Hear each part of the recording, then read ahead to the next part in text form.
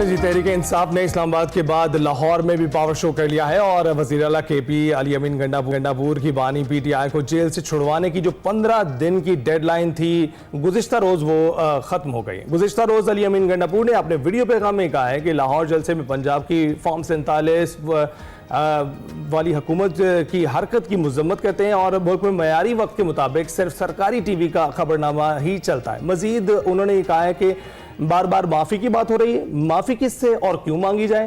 بانی P T I کو گرفتار کرنے پر معافی مانگی جائے۔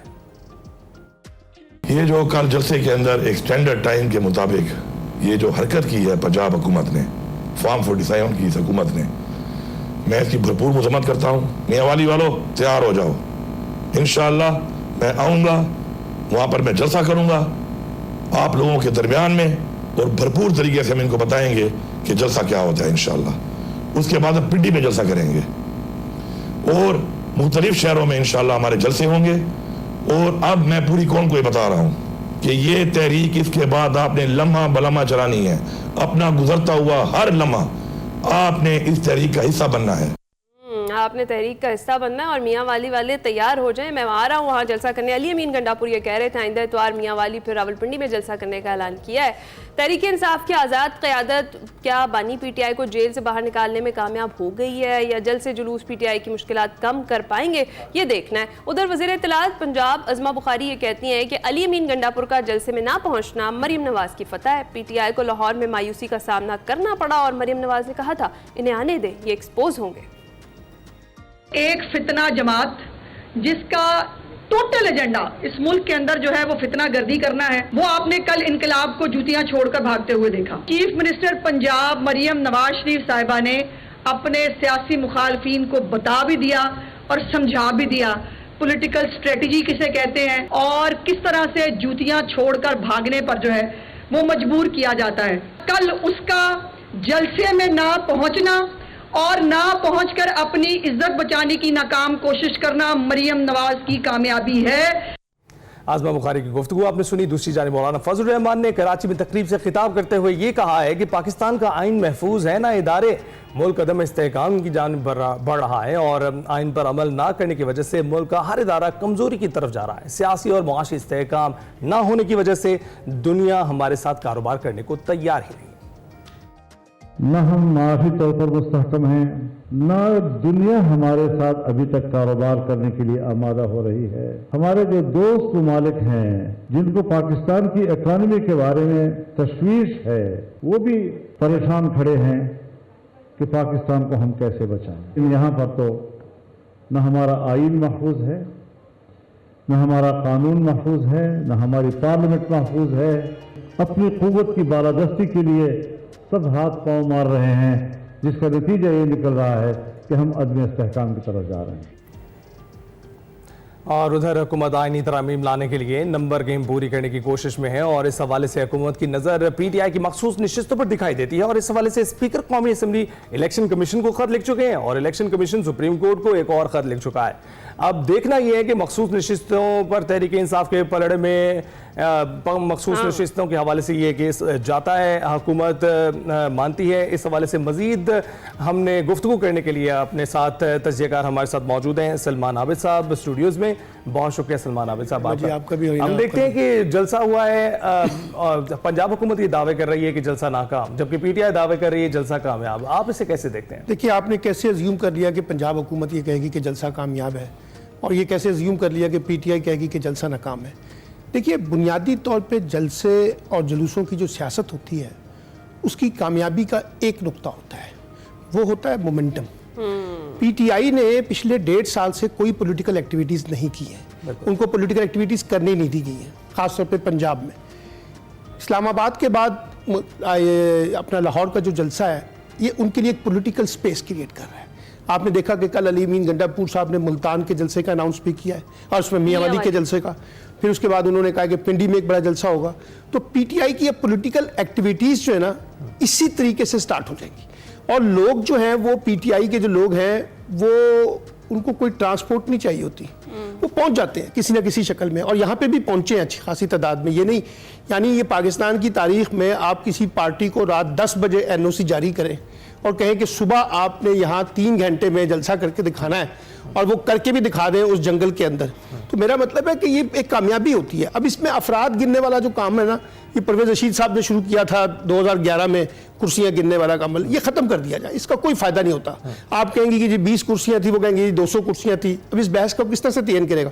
اصل چیز یہ ہے کہ انہیں ایک پولیٹیکل سپیس مل رہی ہے، اور پی ٹی آئی نے جو پچھلا اسلام آباد کا جلسہ تھا اس کے مقابلے میں زیادہ تحمل کا مظاہرہ کیا ہے۔ وہاں تقاریر جو کی گئی ہیں اس میں زیادہ وہ پرجوشیت نہیں تھی جس قسم کی پرجوشیت ہمیں اسلام آباد کے جلسے میں نظر آئی تھی اینٹی اسٹیبلشمنٹ سٹانس کے کانٹیکس میں۔ تو میں سمجھتا ہوں ایک پولیٹیکل ایکٹیویٹی کریٹ کر لی ہے، اس کے نتیجے میں مزید پولیٹیکل ایکٹیویٹیز کریٹ ہوں گی، اور پی ٹی آئی کو آہستہ آہستہ پولیٹیکل سپیس میں جگہ جو ہے وہ جو سیاسی سرگرمیوں کے حوالے سے جو ایک بندش تھی وہ ٹوٹ گئی ہے، اور اب جب وہ ٹوٹی ہے تو آہستہ آہستہ وہ اپنے سفر کی جانب آگے بڑھے۔ یعنی لوگ جتنے بھی آپ کہہ رہے ہیں کہ وہ جلسہ ہی ہوگا، وہ ریلی نہیں ہوگی، وہ جلسہ ہی ہوگا۔ دیکھیے ایک دفعہ میں نے نوابزادہ نصر اللہ سے پوچھا تھا کہ یہ جو موچی دروازہ ہے اس کی ٹوٹل کیپیسٹی جو ہے 10,000 لوگوں کی ہے، آپ اپنے جلسے میں خطاب کرتے ہوئے لاکھوں کا اجتماع، لاکھوں کا مجمع کہتے ہیں، تو نوابزادہ نصر اللہ نے کہا تھا کہ جب جلسہ کا بھر جائے نا تو اس کے بعد وہ لاکھوں کا ہی ہو جاتا ہے، اور جتنے لاکھ آپ کرنے چاہیں۔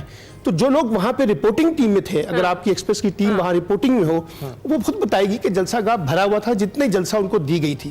اب وہ اس کو کتنی بڑی تعداد میں شو کرتے ہیں یہ ایک الگ بحث ہے، لیکن ہم نے یہ دیکھا ہے کہ 7 سے 9 پریس کانفرنس حکومت کی، اور اس کے بعد بار بار آ کر جلسوں کے بارے میں دعوے کرنا ناکامی کا، یہ خود ایک بہت بڑی کامیابی کہ عمران خان آج بھی ڈسکس ہو رہا ہے، آپ بھی ڈسکس کر رہے ہیں، میں بھی ڈسکس کر رہا ہوں، یہ جلسے کی کامیابی ہوتی ہے۔ تو آپ جس طرح سے بھی ہم بات کر رہے تھے تو اب یہ خود ہی تو موقع دیتے ہیں تحریک انصاف والے، وہ پرانی اسلام آباد والے جلسوں کی ویڈیوز شیئر کر کے، اور وہ ڈیجیٹل میڈیا میں تو پنجاب والے پھر بات کرتے ہیں 2-2.5 ڈیجیٹل میڈیا میں اس طرح کے جو گمکس ہیں نا وہ ہر پارٹیاں یوز کرتی ہیں، چلاتی ہیں، یہ کوئی نئی بات نہیں ہے، اچھی چیز نہیں ہے، لیکن یہ گمکس ہیں، لوگ کرتے ہیں پولیٹیکل پارٹیز، آپ اس کو ایکسپوز بھی کرتے ہیں، خود مخالفین ایکسپوز کرتے ہیں، پھر وہ بعد میں ڈاکٹر عارف الوی صاحب سوری بھی کرتے ہیں، تو یہ چیزیں چلتی ہیں پولیٹکس میں۔ تو اصل چیز یہ ہے کہ پاکستان کے پولیٹیکل کلچر میں ایک دوسرے کو ڈائجسٹ کرنا سیکھیں، اور میں نے تو ایک تجویز دی ہے، یہ جو بار بار جلسوں کا جب مسئلہ نکل آتا ہے، آپ ایک دفعہ یہ اپنا میلہ مویشیاں کی جو منڈی ہے اس کو جلسہ گاہ طے کر دیں، سب کے لیے ایس او پیز یہی کر دیں، سب کو کہیں کہ وہ 3 بجے سے لے کے 5 بجے تک، 2 بجے سے 5 بجے تک جلسہ کریں، یہی ایس او پیز ہوں گی، ایک جگہ جلسہ تعین کر دیں تاکہ بار بار یہ پھڈا جو ہے پڑے ہی نہ کہ جلسہ کہاں کرنا ہے کہاں نہیں کرنا، سب کے لیے ہو، پھر حکومت بھی ہو، اپوزیشن بھی ہو، سیاسی جماعتیں بھی ہوں، دینی جماعتیں بھی ہوں، ایک دفعہ آپ طے کر لیں کہ یہ ہمارا ہائیڈرو پارک ہے، یہیں پر جلسے۔ بہت سارے لوگ اس کو ایک کامیاب جلسے کے طور پر دیکھ رہے ہیں، خاص طور پر پی ٹی آئی کی حمایتی تو، لیکن علی اور راولپنڈی میں آپ کو لگتا ہے کہ یہ مومنٹم برقرار رکھ سکیں گے؟ دیکھیے میں سمجھتا ہوں کہ جس طرح سے اسلام آباد کا جب جلسہ ہوا تھا تو خیال یہ تھا کہ جلسہ ہوگا ہی نہیں، کرنے ہی نہیں دیا جائے گا، جتنی رکاوٹیں پیدا کی جا رہی تھی، ہو گیا۔ لاہور کے جلسے میں تو کہا گیا تھا کہ کسی صورت میں جلسہ نہیں کرنے دیں گے، اور یہ بھی کہا گیا تھا کہ ان کو اٹک کا پل نہیں پار کرنے دیں گے، وہ بھی پار کر کے لاہور میں تو آ گئے، وہ جلسہ گاہ نہ پہنچ سکے، پہنچ گئے۔ اسی طریقے سے میاں والی تو ان کی کانسٹیٹوئنسی ہے عمران خان صاحب، وہاں سے وہ جیتتے ہیں بڑی بھارے مارجن سے، پھر اس کے بعد اگر وہ پنڈی جائیں گے تو حالیہ پنڈی کے الیکشن میں انہوں نے کافی اچھا مارجن سے جیتا بھی ہے، وہ اگرچہ 47 آ گیا ہے۔ تو میرا خیال ہے کہ اب پولیٹیکل ایکٹیویٹیز جب اسٹارٹ ہوں گی تو جو لوگ ڈرے ہوئے بھی ہیں، جو لوگ ذرا گھروں میں بیٹھے ہوئے ہیں، وہ بھی باہر نکل آئیں گے، تو ایک مقابلہ ہوگا۔ سیاسی کلچر اسی طریقے سے چلتا ہے، جمہوریت اسی طریقے سے چلتی ہے، جلسے جلوس بھی ہماری سیاست کا ایک حسن ہے۔ تو اس لیے میں سمجھتا ہوں کہ اصل کام جو ہے نا، نہ حکومت کو کوئی ریڈ لائن کراس کرنی چاہیے، نہ پی ٹی آئی کو کوئی ریڈ لائن کراس کرنی چاہیے۔ اگر ایک پولیٹیکل سپیس مل رہی ہے تو اسی پولیٹیکل سپیس کو لیتے ہوئے آگے بڑھیں۔ سلمان صاحب آپ یہ سمجھتے ہیں کہ اب کچھ تناؤ کم ہوتا ہوا دکھائی دے رہا ہے؟ پہلے تو اجازت ہی نہیں مل رہی تھی، پی ٹی آئی کے نہ رہنما دکھائی دے رہے تھے نہ کچھ بول رہے تھے، اب ایسا لگ رہا ہے کہ جلسے بھی ہو رہے ہیں، بیان بازیاں بھی ہو رہی ہیں، اور پی ٹی آئی رہنماؤں کی جانب سے جو ہے وہ کافی میں یہی تو کہہ رہا ہوں کہ جو پولیٹیکل سپیس ملا ہے اس کا مطلب ہے کہ سیاسی موسم بدلا ہے، اور ان کا رویہ جن لوگوں نے ان کے اوپر ایک فل سٹاپ لگایا ہوا تھا اس کے اندر تبدیلی آئی ہے، اور وہ تبدیلی اب ہم دیکھ رہے ہیں آہستہ آہستہ۔ بیرسٹر گور کی تقریروں سے دیکھیں، علی ظفر صاحب کو دیکھیں، آپ باقی لوگوں کو دیکھیں تو لب و لہجے میں کہیں ٹکراؤ نہیں ہے۔ وہ کل بیرسٹر گور نے کہا کہ ہم کوئی اداروں سے ٹکراؤ نہیں چاہتے، ہم مل کر کام کرنا چاہتے ہیں، آگے بڑھنا چاہتے ہیں، تو ایک اچھا جیسچر ہے۔ تو میرا خیال ہے کہ یہ تو پازیٹیو چیز ہے کہ اگر کہیں وہ بریک جو موسم کی تبدیلی کا رکا ہوا تھا وہ تبدیل ہوا ہے تو پی ٹی آئی کو اس سے فائدہ اٹھانا چاہیے۔ سلمان صاحب رہائی ممکن ہو سکے گی؟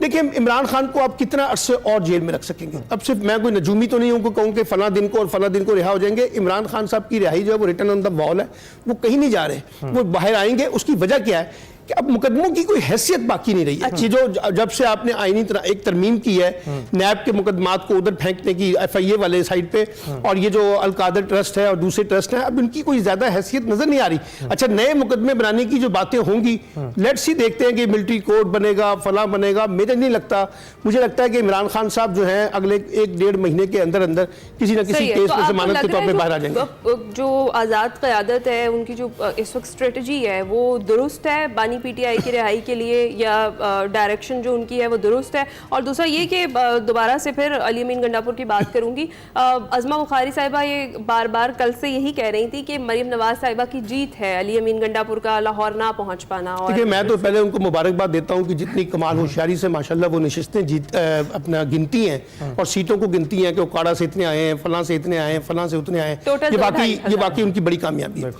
देखिए, बात यह है कि यहाँ तो कहा गया था कि वो अटक पुल से क्रॉस नहीं करेंगे, वो अटक से तो लाहौर आ गए ना, आपने जलसा करना। अब ये जलसे की कामयाबी है, नाकामी नहीं होती कि किसी के आने और किसी के जाने के, वो जलसा हो गया है। और मैं आपको बता रहा हूँ कि जलसे के हवाले से हुकूमत के अंदर काफ़ी परेशानी है।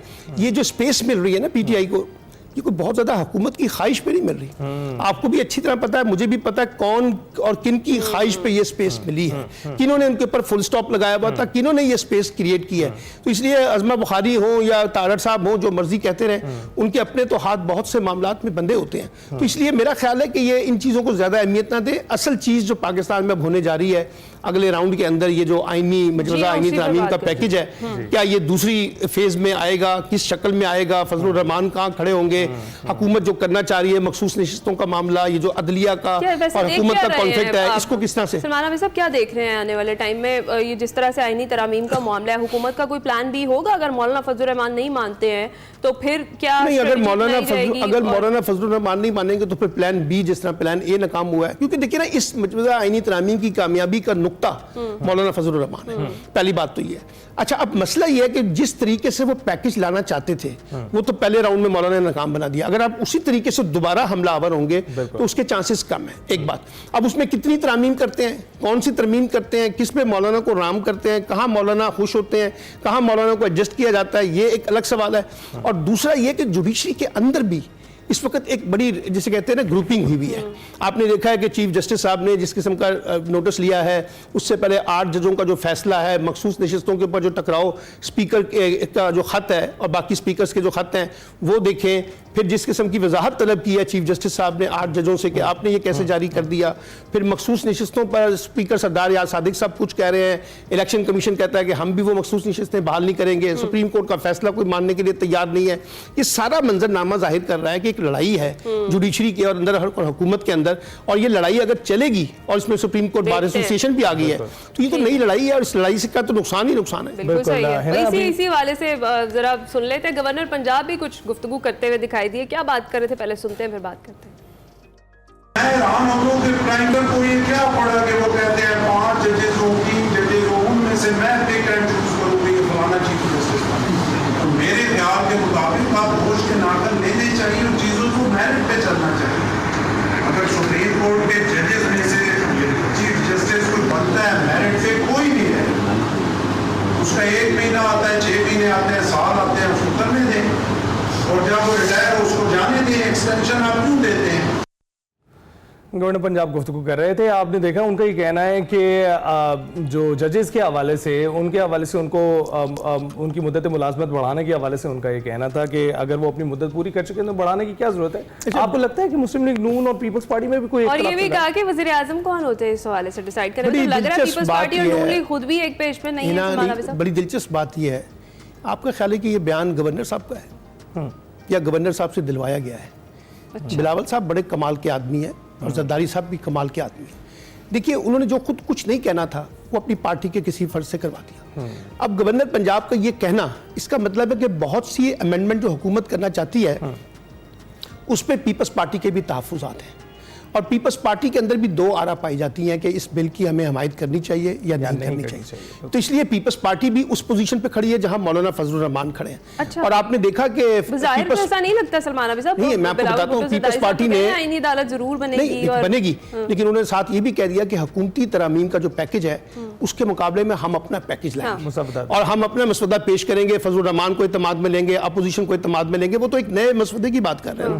تو اس لیے مجھے لگتا ہے کہ وہاں بھی ریزرویشن ہے. جیسے پی ٹی آئی کے اندر کچھ لوگ اینٹی اسٹیبلشمنٹ موڈ رکھتے ہیں اور کچھ لوگ اسٹیبلشمنٹ کے ساتھ معاملات کو آگے مفاہمت کے ساتھ بڑھانا چاہتے ہیں. تو یہ ریفلیکشن بھی نظر آ رہا ہے. اسی طرح پیپلز پارٹی کے اندر بھی ہے, اسی طرح جے یو آئی کے اوپر بھی بڑا پریشر ہے کہ آپ ایسی اچانک جو ہے نا حکومت کی حمایت نہ کر دیں. ہماری کے پی کے کی پوزیشن جو ہے پہلے ہی ورسٹ ہے, مزید ورسٹ ہو جائے گی. تو یہ حکومت کے لیے اتنا آسان کام نہیں ہے جس طریقے سے وہ سوچ رہی تھی کہ ہم ایک ہی رات کے اندر یہ سارا پیکج جو ہے منظور کروا لیں گے. تو وہاں بھی ناکامی ہوئی ہے. اور اب یہ صرف دیکھنا ہے کہ پیپلز پارٹی کو اور مولانا کو کیسے رام کیا جاتا ہے اور کون قربانی دے گا اپنی نشستوں کو. بہت بہت شکریہ ہمارے اسٹوڈیو میں آنے کے لیے, گفتگو کرنے کے لیے, اپنا تجزیہ پیش کرنے کے لیے.